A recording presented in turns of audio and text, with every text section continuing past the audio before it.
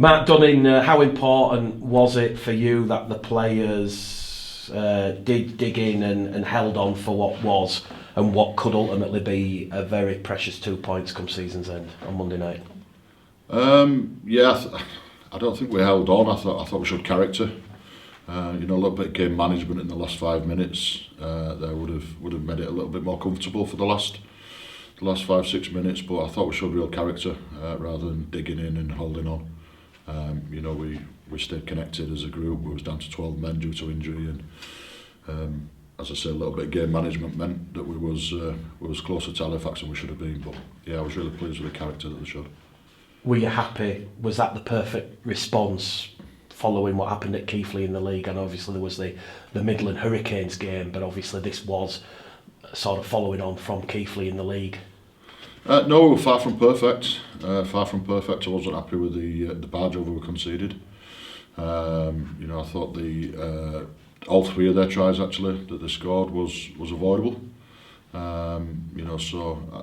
It certainly wasn't a perfect performance. However, it was a very welcome response to our last league outing. And as I say, I was pleased with the outcome more than anything. I spoke to a number of players on Monday night after that game, and their own sort of self-assessment was their response to that poor performance against Keighley. A number of players opened up, Mark. The dressing room was a very, how can I put it, a sort of desolate kind of very depressing place at Keighley, and to sort of obviously move forward a week to the Monday night game against Halifax, that's a marker now set by the players. Yeah, I'm not a fan maker going back and looking at Keighley. It's actually 2 weeks ago, isn't it? So we put that to bed, and we always do, win, lose or draw. We put it to bed on the following Tuesday, and then it's gone. You can't affect it anymore. Whether it was positive or negative. Last week's game's going to have no influence on this week's game against Batley. The game 2 weeks ago against Keighley certainly had no influence on the game at Halifax. I was just really pleased with the constant build that we've got, and that's it. I thought it was really good in spells. I've said this a few times this year, though, the exciting thing is we can be a lot better. You look at the conditions. I don't think we mentioned on Monday night the completion rate, mid-80s. That must really delight you. Yeah, it was. It was good. We actually completed higher than we've completed for a long time, in dreadful conditions. But again, I'm not one that harps on about conditions too much, because the conditions were particularly bad for both teams, and both teams actually did really well to complete highly. So, we spoke about if we complete, we can compete, and that's what we didn't do. In the two games that we've been disappointed in this year. It's a shorter turnaround this week, Monday to Sunday. How has that affected your training plans, or is it all systems go, everything's still the same? Yeah, everything's as it was, so it affected Tuesday. The boys did a full recovery session with ice baths and massage and things like that, rather than being out on the field as we normally would. Tonight's as per, and Saturday morning will be as per leading into Sunday. Is there any thoughts or notions, Mark, that after having such an intense derby game against Halifax and Batley, having the extra 3 days off, Craig Lingard might see you as vulnerable and there for the taking at Odsal on Sunday? I don't know, mate. You'll have to ask Craig Lingard that. I certainly wouldn't be thinking that way if it was the other way around. I'd be thinking that there was battle hardened and ready to go again, as most honest rugby league players would be. But you'll have to ask Linners about that, mate. Odsal form is 6 from 6, looking to make it 7 from 7. And with that, one of the best starts to a season at home for nearly 20 years, Mark. Is that once again featured in your team talk this week, your preparation and plans? No, you're telling me something new there. I didn't know that, Mick. I didn't know that. So, that should please some of the negative people that's still around. The players, myself, the rest of the staff made a conscious effort at the end of last year that our home form needed to be better, and it has been so far, and long may that continue, because what we're striving for home and away is a little bit of consistency. So if we can keep the consistency of performance at home, then we'll be very happy with it. It is Batley at Odsal on Sunday. Anyone who has watched the Championship over the past 6 or 7 years knows that when Batley arrive, you're going to get that full-spirited performance, full of grit, resolve. How do you plan to stop that on Sunday? You've got to match it, mate. You've got to match the effort, the determination, the commitment. You know, they're called the Bulldogs, aren't they? But they're like dogs. You know, they scrap for everything. They compete for everything, and they certainly don't ever go away. So you know, you've got to be honest when you play against a Batley Bulldogs team. I've got a lot of respect for Linners and the job he's done at Batley, and you know, they've got some quality players throughout the ranks as well. So we know their threats. We'll be showing them to the players tonight. You know, we'll be practicing accordingly, and then it's all system driven focus on our threats and what we think we can do to break them down. When I spoke to Craig Lingard, he said these games, certainly from a Batley perspective, against your Halifax, your Bradford, your Yorks, your sides in and around the playoffs, who are more than likely going to be there come September, these are the 4 pointers. Do you see this in that same light? No, we'll only get 2 points if we win. So will Batley. I know what you said. You know, no, Mick, I don't buy into any of that. You know, people said that at the weekend beating Halifax was a 4 pointer. It wasn't. You know, you've got to be respectful to everybody you play against. You're going to get 2 points if you win the game, and if you consistently win games, you get enough 2 points to be where you want to be at the end of the year. So I'll use that word again. It's consistency that we're aiming for, and I'm not looking at any league tables till, you know, at least everybody's played everybody once. My main focus at the moment is on the process. You know, how are we playing to get the outcome of the result. The actual result itself is a byproduct of how we prepare through the week, how we actually apply ourselves on the field, and then the end product, like you say, takes care of itself normally if you do all the other things right. When you say obviously there's that room for improvement, Mark, how much more room for improvement? If you were going to say grade that performance against Halifax out of 10, what would you give it personally? Obviously knowing, as John Keir, who obviously sat in this chair for many years before yourself, said you're never rarely going to get that, you know, 100% performance. Yeah, I thought we were between 7 and 8 out of 10 in and around that area. You know, as I said, their tries that they come up with, we've scrutinised them. We had an in-depth look at them on Tuesday, and we feel that they're all stoppable. You know, so straight away then that's a massive improvement.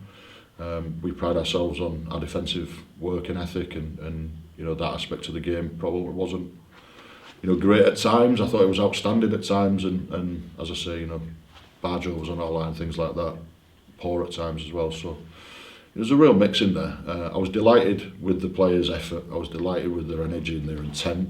I was delighted that they demonstrated how much they cared and what it meant to us.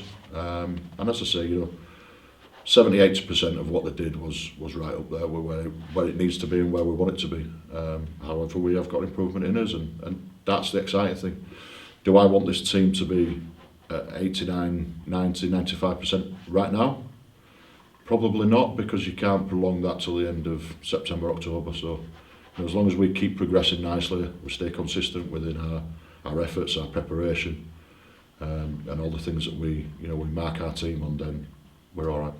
When you look at Batley previously, Tom Gilmore, Ben White, Luke Cooley have underpinned their success. Obviously, Tom Gilmore's left, you're still left with Ben White, Luke Cooley's back on that loan, the dual reg agreement, and you've got a very young, exciting product player who once upon a time was with London in James Meadows. There's still a lot of danger in those Batley pivots.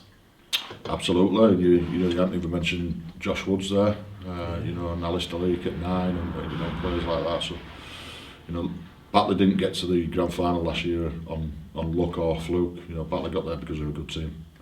You know, and the boys are well aware of what they are and what they possess, and you know, we'll be giving them every ounce of respect they deserve. What's the team news then for Bradford on Sunday, Mark? Obviously, you said Monday evening there was perhaps a little bit of a cautious need to have a look at injuries potentially to Joe Arundel and Ben Blackmore. Yeah, Joe Arundel will miss this weekend. You know, Joe Arundel's a little bit worse than we thought he was. It's nothing dramatic or drastic, but yeah, he'll miss this week. Ben Blackmore's fine. Other than that, I think we're somewhere near where we were. In terms of the players that you said should be fit to return, does that include Chester Butler this week? Chester Butler's still touch and go. You know, so obviously we'll train tonight and have a look at Chester tonight. and then see where he pulls up from that. It's not far away. It'll be a late inclusion or exclusion should we need to do that. Rob Butler obviously had bereavement leave. Compassionate leave. Is he okay? Yeah, Rob Butler's in the building. So we're excited to see Rob join us, and he'll be in the squad for the weekend. Obviously, you've got Josh Johnson and George Roby back from suspension this week. So we've got Josh Johnson back.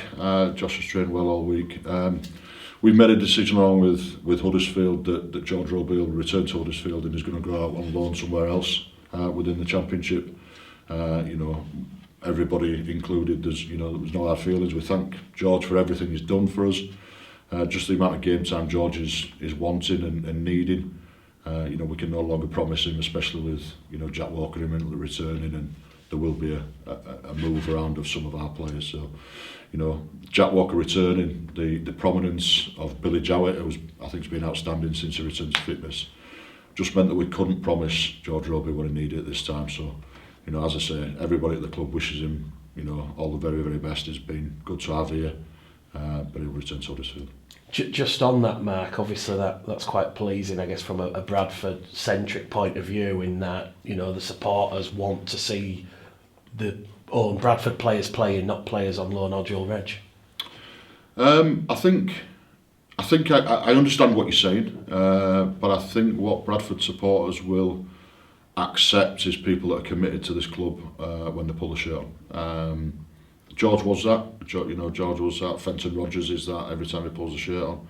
And I think you saw on Monday night that the other lads were as well. So as long as I can look myself in the mirror and say, look, these guys are here for the right reasons. They're here, yes, to help and benefit themselves and stay fit, but they actually care enough to be part of the group and be welcomed into the group by me, the staff, and the rest of the players. So, if you see people out there that they've already been accepted, they don't get onto the field before we're safe in the knowledge that they're here for the right reasons. So, the guys that put the shirt on Monday, George in the past, and certainly Fenton Rodgers, have all been that and will continue to be that. Does Fenton Rodgers still stay with Bradford? Yeah, Fenton Rodgers still with us. He's got one more game, left of his ban. So again, he's gone back to Huddersfield for a couple of weeks just to train in a full-time environment, which has allowed him to do that. Obviously with him being suspended, it was at the game at the weekend on Monday night, and he'll be at the game at the weekend. So he's been in regular contact with myself, and yeah, Fenny will return to us next week. On the dual reg front, Sam Walters, James Donaldson, both named in Leeds 21-man squad to face Hull FC at Headingley tomorrow night. Is it a similar sort of situation with previous weeks with Liam Tyndall? If Rowan doesn't use them, they'll be made available for Bradford on Sunday? I think Rowan's got some decisions to make at his end, first and foremost. So it's highly unlikely we'll see anybody from Leeds this weekend. And obviously, based on what you've just said there, Mark, and the fact you've lost Joe Arundel and Chester Butler, maybe 50-50, obviously Josh Johnson back from suspension, it's like you've gained a body, but you've lost a body, still down to the bare bones. Yeah, we've made no secret of it, that we're down on senior players, but we've got some young players as well at this club that we're running an academy and a reserves for a reason. We care passionately about our young blokes, and we don't want to expose them too soon. There may be a couple of our young blokes getting an opportunity this week, and we're still in the market for players as well. We're still heavily looking. We've got a couple of irons in the fire that I've told you about for the last week or so that are progressing slowly and nicely, and we're hoping that there'll be an outcome sometime soon on at least one or two. In terms of time frame, Mark, anything for this week, or we're probably looking past this week? Again, it's highly unlikely that it'll be for this week. There's one that possibly could be, but it's more than likely going to be next week. You've just mentioned about giving young players an opportunity. Obviously, my thought process is you're losing Joe Arundel. Is that a chance for Jayden Myers at Championship level? Yeah. So Jayden Myers was in the squad last week and will still be in the squad this week for us. David Foggin-Johnson's made a recovery quicker than we thought he would, so he'll come back into the squad as well. Jansen Turgid will come back into the mix and into the thought process, as will Marcus Green, and Miles Lawford and George Flanagan Jr. You know, and players of that ilk. So, you know, we're by no means scraping the barrel of anything. You know, beyond that, we've got some quality reserve lads who are a step away. I wouldn't say a mile away. They're a step away in their development and their journey towards the first team. But again, I have a trust in them that if we absolutely needed to, we could call on them. So, you know, it's no panic stations. When we talk about being down to the bare bones, we talk about senior players. And obviously players like Jaden Myers, they've served you well in those Challenge Cup wins against York Acorn and Midland Hurricanes, and it'll be a proud moment if he does get his championship debut on Sunday. Yeah, of course it would. Yeah, you know, and some of the other names I mentioned that got their championship debuts last year did a sterling job as well, didn't they? So, you know, I'm not saying he's definitely going to get his championship debut, but he's in the mix and is in contention certainly. Jack Walker seems to think he could be back next week against Halifax. How do you manage that return to playing, Mark? Do you just throw him straight in, or does he do more elsewhere? Yeah, it's tough because it's managing Jack first. You know, Jack would play reserves Friday night and first team Sunday if I let him. It's just, you know, he's been out a while, hasn't he? He's done it tough. It was hard on him when it first happened, and he's right at the end of the tunnel now with a big beaming light in front of him, and he can almost touch it. Will he be in this weekend? I'm not so sure, but I'm not saying no. Because Monday night, obviously, everyone seemed to think Lachlan Walmsley are out, and Lachlan Walmsley was a surprise appearance on the team sheet, so potentially there could be a surprise for Bradford. Easter miracle, wasn't it? It was an Easter miracle. Who knows if Jack Walker will be similar.